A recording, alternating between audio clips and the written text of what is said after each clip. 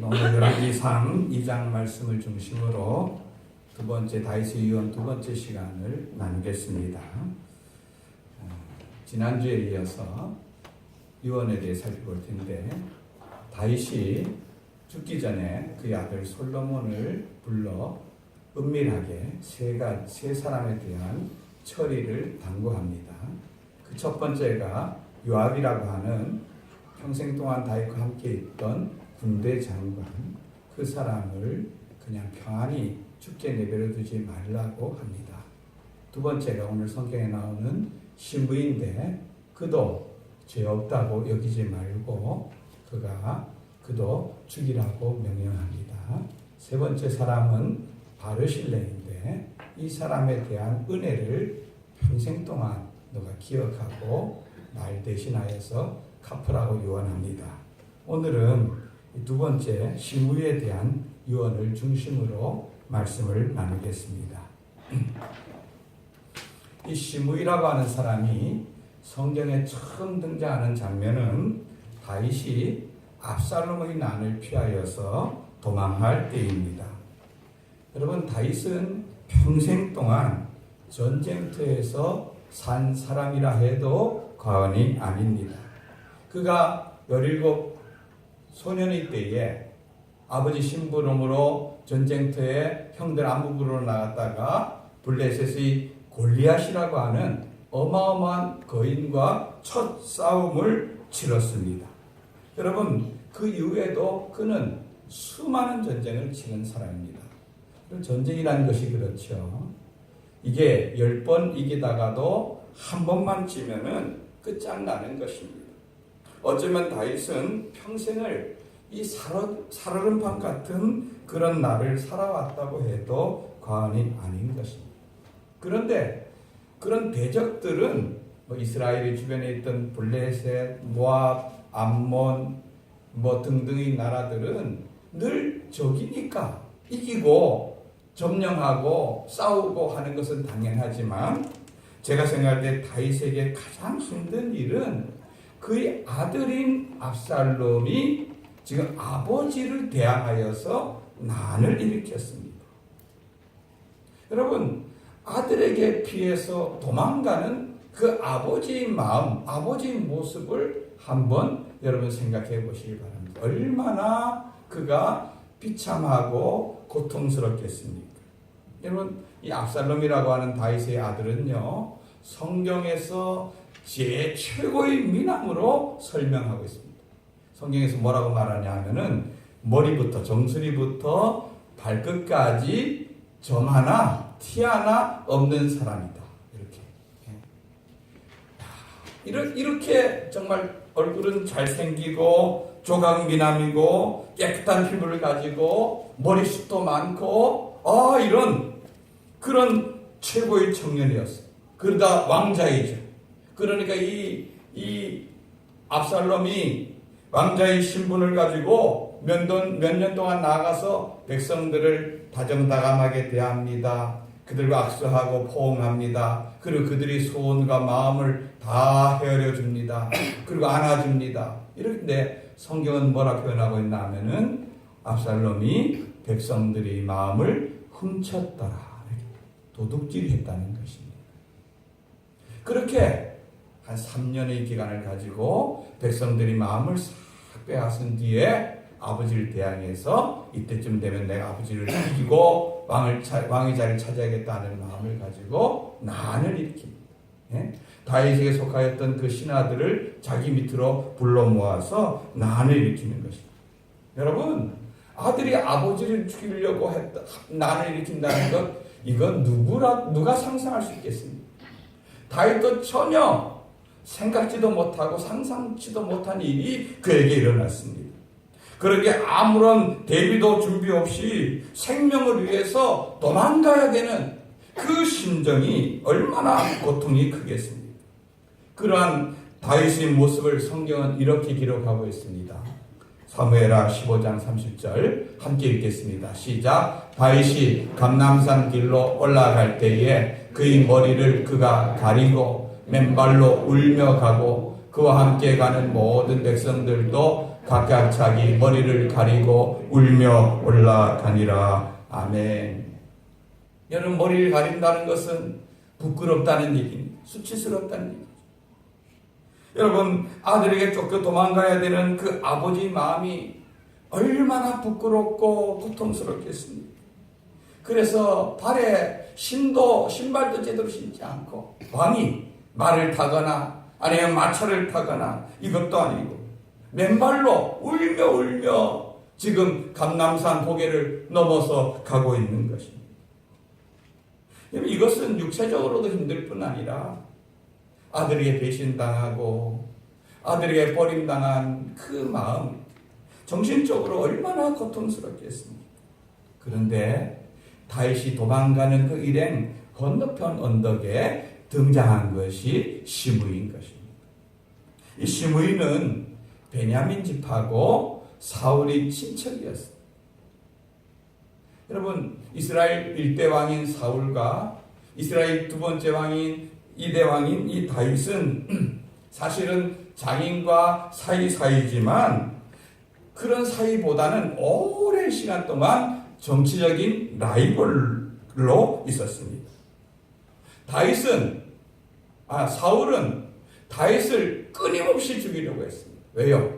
다윗이 살아있는 한 자기 왕위가 견고하지 못할 것이라는 이런 강박관념에 사로잡혀 있고, 다윗이 살아있는 한 자기 아들이 왕위에 못 오를 것을 알았기 때문에 어쨌든 다윗을 죽이려고 10여 년의 세월을 쫓아다닌 것입니다.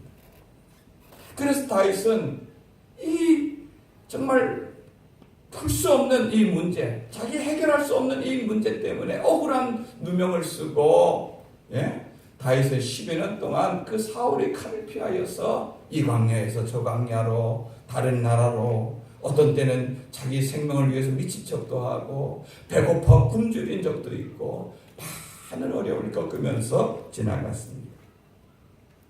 근데 이 싸움은 사울이 죽은 이후에 끝난 것이 아니라 사울이 죽은 이후에도 사울의 가문과 또 다윗의 가문 사이에서는 계속해서 긴장과 싸움이 계속됩니다.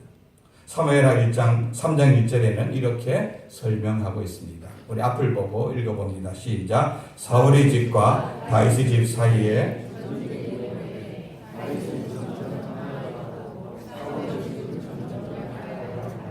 아멘. 이것은 다윗의 집, 사울의 집 이랬지만 다윗의 가문과 사울의 가문, 더 나아가서 다윗이 속해 있는 유다 지파와 사울이 속해 있는 베냐민 지파 간의 갈등과 싸움인데, 싸움의 마지막 최후의 승자는 다윗이었고, 그래서 그가 이스라엘 왕으로 추대되었고, 그는 왕이 되었을 뿐 아니라 주변에 있는 여러 나라들을 정복해서 가장 번성하고 가장 위대한 왕으로 이렇게 우뚝 섰던 것입니다. 여러분, 그렇게 되니 사울왕 죽었지요. 그의 뒤를 이을 것 같은 요나단도 죽었지요. 이렇게 사울의 가족들과 자녀들이 죽은 이후에 그를 반대하고 대적하던 사울 일가는 자연스럽게 다윗이 점점 왕위가 견고해질수록 그들의 위치는 위축되어지고 그들은 몰래 숨어서 살았을 것은 뻔한 일입니다. 그런데 그 잘 나가던 다윗이 자기 아들에게 쫓겨서 지금 도망가고 있다는 소식을 시므이가 들은 것입니다. 근데 이런 호재를 놓칠 그런 시므이가 아니었죠. 그래서 이 시므이가 나타나서 지금 감람산 언덕을 울고 넘어가는 그 다윗왕을 향하여서 돌멩이를 던집니다. 먼지를 티끌을 날립니다. 그러면서 이렇게 소리칩니다. 야, 다윗아, 너 꼴 좋다.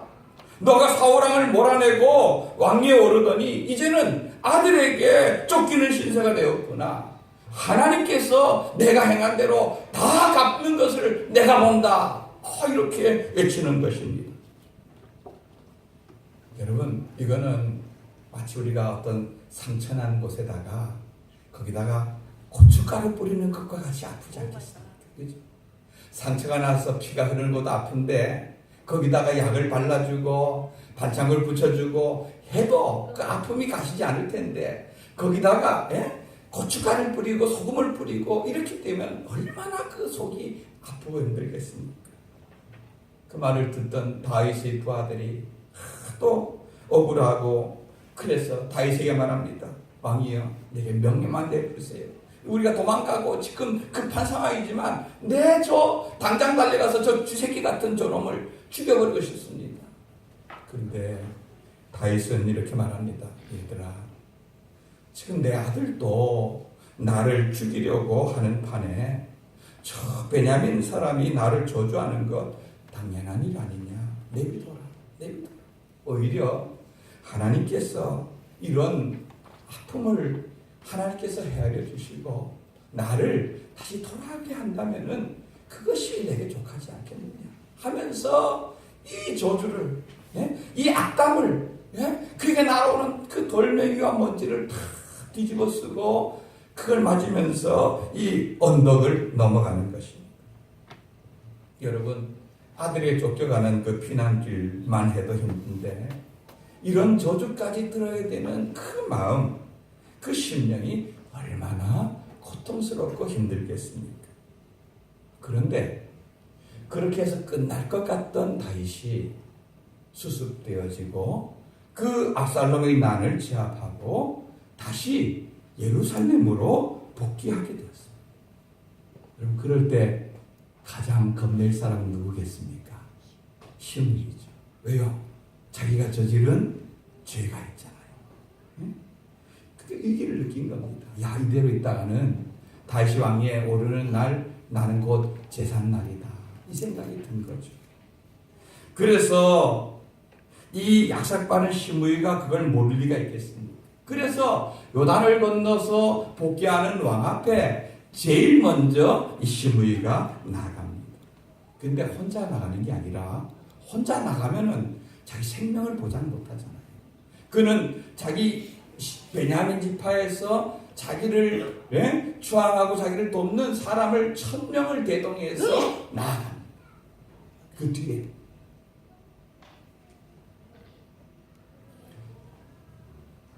다윗 왕의 신하들은 이 시므이를 당장 죽이자고 했습니다. 아니, 그가 저지른 죄는 당장 죽여도 할 말이 없는 죄입니다. 그런데 다윗에게 지금 급한 것은요, 압살롬으로 넘어가고 압살롬에 돌아갔던 이 백성들의 마음을 수습하고 그들의 민심을 수습하는 일이 우선이었어요. 이 시므이 한 사람 처치하는 것, 이건 중요한 일이 아니었어요. 이 시므이를 죽인다면은 다윗은 시원하겠지만 그것을 뒤에서 다윗이 어떻게 자기의 정적을, 자기를 대적하고 자기를 괴롭힌 사람을 처리하고 하는가를 보는 그 베냐민 지파 1000명뿐 아니라 전 이스라엘 백성들, 다윗을 향해서 등을 돌렸던 그 사람들을 포용하고 끌어안는 일에는 다윗이 결국은 실패하고 마는 것입니다. 그 노림수를 이 시므이가 쓰고 있는 것입니다. 그래서 다윗은 지금 그를 용서하는 모습을 보여주는 것이 급선무였습니다. 그래서 다윗은 그에게 나는 너를 절대로 죽이지 않겠다고 맹세하고 약속을 합니다. 그런데 다윗이 그를 살려주었습니다. 그러나 유언을 다 솔로몬에게 남길 때에 내가 비록 그 당시에 그를 용서해 주었고 그를 죽이지 않겠다고 했지만 시므이란 사람이 죄 없다고 죄 없는 것이 아니다. 그에 대해서 반드시 처리하라고, 너희 지혜대로 처리하라고 솔로몬에게 부탁을 하는 것입니다.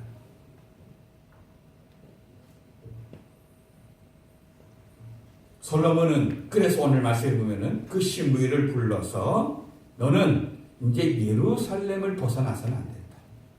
이 예루살렘 경내에서 너는 살아야 된다. 주거 제한의 명령을 내립니다. 시므이도 이제 솔로몬이 왕이 되었을 때 자기가 부름을 받았을 때 이제 나는 아버지는 안 죽인다 그랬지만 아들에게 죽는구나 이렇게 해서 갔는데 아들이 예루살렘에서는 얼마든지 거하고 살아도 된다.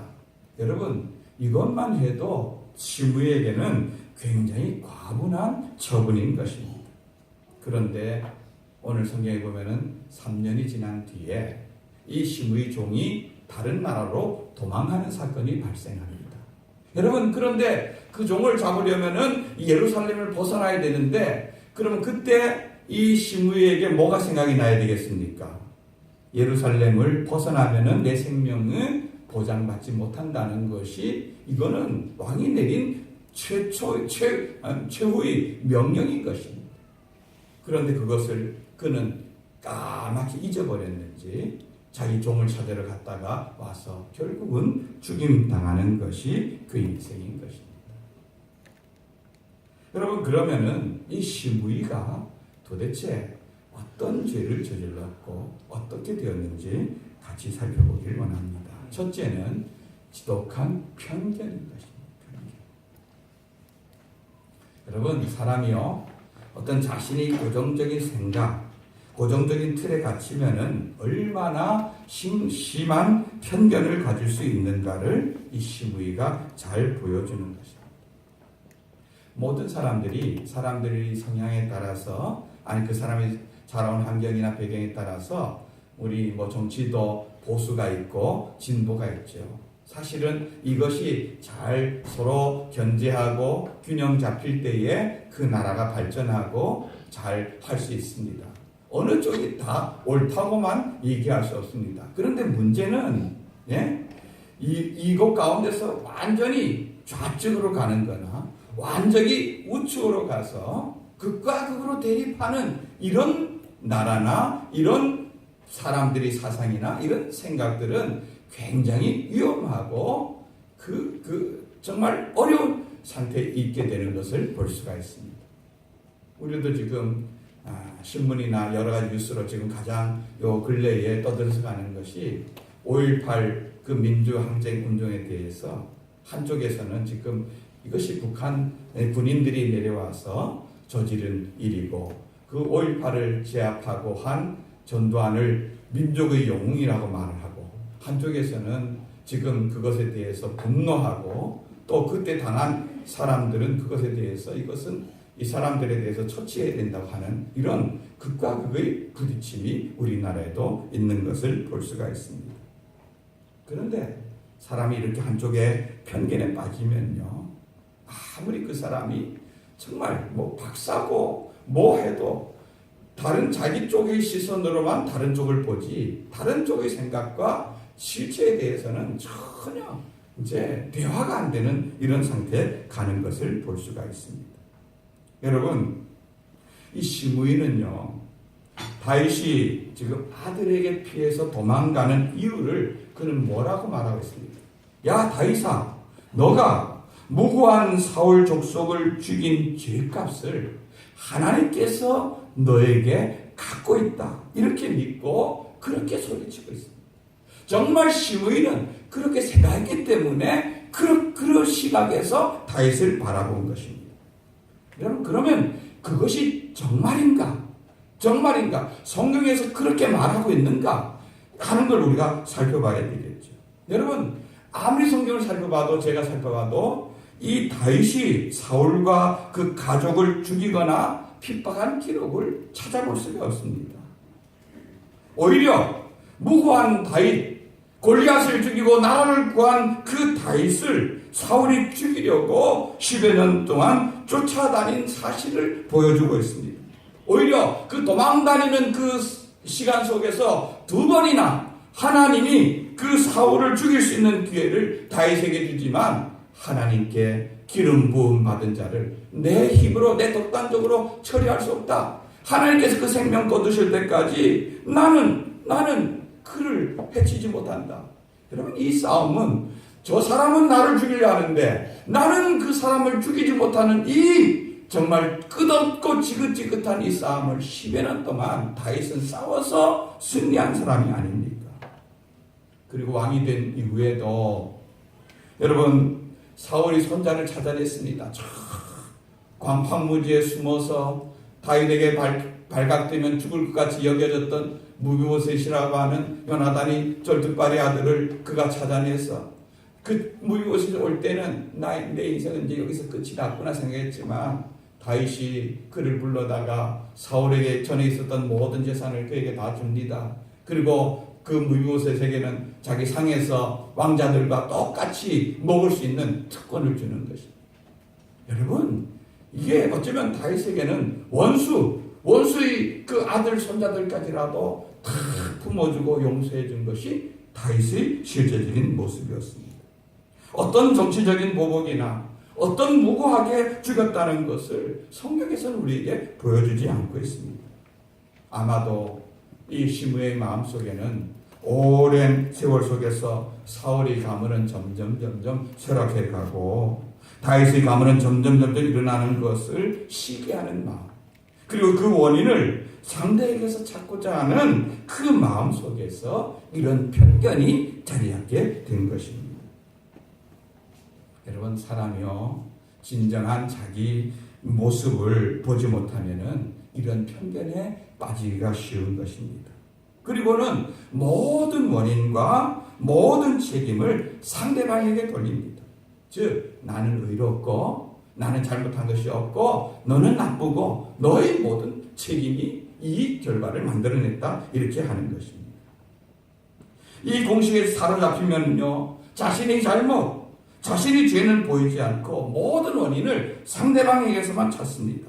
그러니까 자기 모든 현실과 자기 당한 모든 일은 그저 억울할 뿐인 것입니다. 여러분, 하나님의 사람 다윗은요, 이 시므이가 말도 되지 않는 그런 폭언과 저주를 하는 가운데서도 묵묵히 자신을 돌아보고 하나님께서 그것을 허락하신 것으로 받아들이는 것입니다. 내 아들도 나를 죽이려 하는데 저 사울의 족속이 저렇게 험한 말을 한다고 그것을 탓하지 않는 것입니다. 모든 것을 나의 잘못이고 나의 책임이라고 받아들이는 것입니다. 여러분, 이것이 성숙한 신앙인의 모습이고 저와 여러분들이 이러한 모습을 담기를 원합니다. 사실 다른 사람에게서 원인과 죄를 찾으려는 사람은요, 아직 어린아이적인 신앙의 모습을 갖고 있는 사람인 것입니다. 그런데 어떤 상황에서든 자신에게서 죄를 찾고 자신에게서 문제를 발견하는 사람은 그 사람이 훨씬 성숙한 사람인 것을 잊지 마시기를 바랍니다. 빌립보서 1장에 보면은 바울이 그때 감옥에 갇혔을 때에 일어난 일입니다.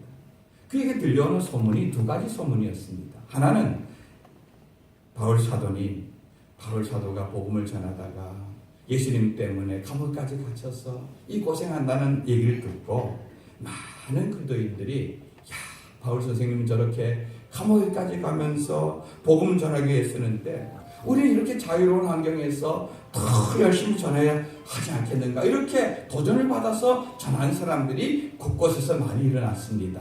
여러분, 이게 당연하지 않습니까? 그죠? 그런 모습이 나타나는데, 그런데 꼭 이런 사람들도 있습니다. 어떤 사람이냐면, 바울이 우리 옆에 있을 때 다윗이 복음도 잘 전하고 전도도 잘하고 교회도 잘 세우니까 그가 인기를 독차지하고 그가 이랬는데 지금 감옥에 갇혀 있잖아. 우리가 이 기회에 열심히 전도해서 감옥에 있는 바울이 우리가 전도하는 모습을 보고 난 저렇게 전도 못하는구나, 이걸 보고 괴로워하도록 하는 이런 아주 못된 마음을 가지고 전도하는 사람들이 있었습니다. 여러분 같으면은 내가 예수님 전한 것 때문에 감옥에 갇혀 있는데 나를 시기하고 나에 대해서 질투하는 마음으로 그렇게 전도하는 사람이 있다는 얘기를 들으면은 여러분 어떻게 하겠습니까? 저 같으면 그러겠습니다. 이놈들, 내가 누구 때문에 여기까지 왔는데 나를 도와주지 못할 만큼 나를 시기하고 미워해. 내가 나가기만 해봐라.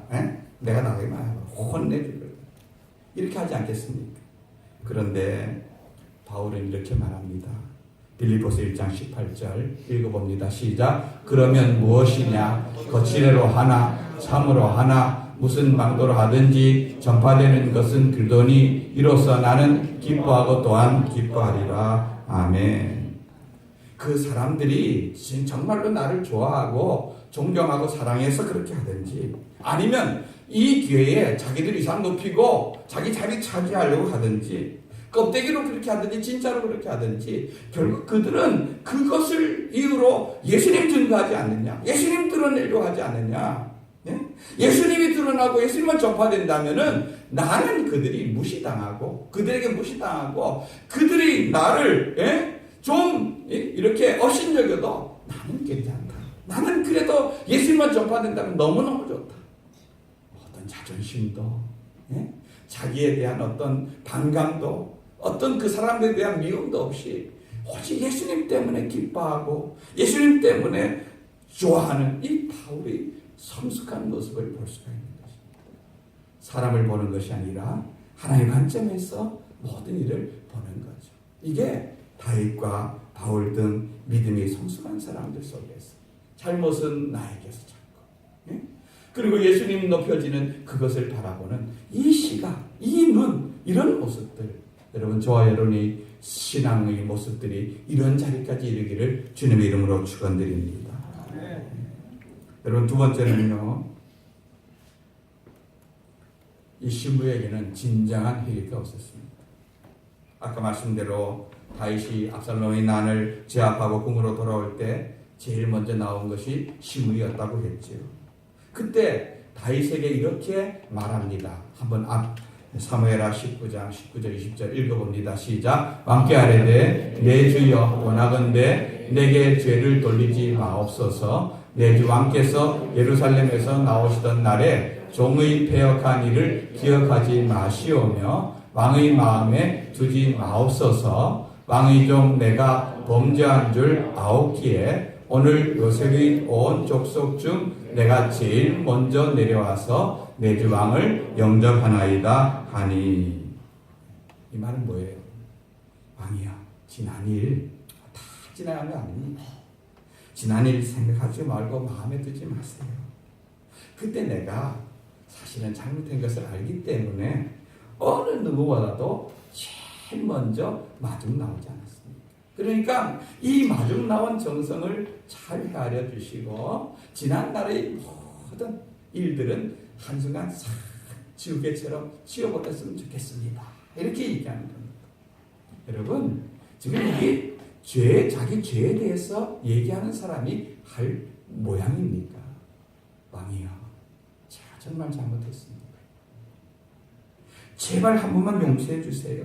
이렇게 석고대죄해도 용서받지 못할 그런 자인데, 그리고 자기가 혼자 가기면 당장 죽을 것 같으니까 뒤에 1000여 명의 자기 지파 사람들을 대동하고 가서 나 하나 죽으면 이 사람들 다 왕에게서 돌아설 사람들입니다. 어쩌면 왕을 위협하고 협박하는 것이죠. 자신의 잘못은 굉장히 축소시키고 오히려 자신이 왕 앞에 제일 먼저 나온 이 공은 정말 키워서 이 속에 진정한 자기를 반성하고 돌아보는 회개가 없는 모습을 볼 수 있습니다. 여러분 진정한 회개가 없으면요 진정한 은혜를 모르는 것입니다. 이 일이 결국 솔로몬이 그에게 살 수 있는 기회를 주었지만 그것을 그는 속히 잊어버렸습니다. 그리고 그 울타리를 넘어감으로 말미암아 스스로 죽음을 자초하는 것이 되었습니다. 여러분 죄에 대해서 크게 생각하고 죄에 대해서 회개도 크게 해야지만 용서도 크게 느껴지고 은혜도 크게 느껴지는 것입니다. 그런데 시므이는 자신이 저지른 어마어마한 죄는 그거는 그냥 지난날 자기 조그만 잘못 정도로 이렇게 인식하고 내가 그래도 왕을 제일 먼저 마중 나온 이 공로 의식 속에서 왕을 대접하니까 자기가 얼마나 큰 잘못을 저질렀는지 모르고 그러니까 은혜도 모르고 스스로 죽음의 길로 가고 만 것을 볼 수가 있습니다. 여러분 말씀을 정리합니다. 이 편견이라는 것은요 사람의 바른 시각을 갖지 못하게 만드는 것입니다. 이거는 자신도 잘 못 보게 만들 뿐 아니라 다른 사람들도 잘못된 시선으로 바라보게 만드는 것입니다. 그리고 또한 우리는 죄에 대한 문제를 가볍게 여겨서는 안 되는 줄 믿습니다. 하나님은 진실한 회개를 하지 않는 이 시므이를 심판함으로 말미암아 죄에 대해서 하나님의 공의를 세워가는 모습을 볼 수가 있습니다. 여러분, 우리들이 눈이 바른 것을 볼 수 있기를 원합니다. 바르게 보고 바르게 판단할 수 있는 지혜가 하늘로부터 우리에게 임하기를 원합니다. 죄에 대해서 두려워하는 마음, 죄에 대해서 죄를 지었으면 깊게 회개할 줄 아는 그런 마음들이 저와 여러분 심령서에 있기를 원합니다. 그 속에 내려지는 은혜가 더 커지는 이런 심령이 되어 하나님의 은혜 안에 머무는 복된 심령 되기를 주님의 이름으로 축원드립니다. 아멘. 우리 말씀 붙잡고 같이 한번 기도하기를 원합니다.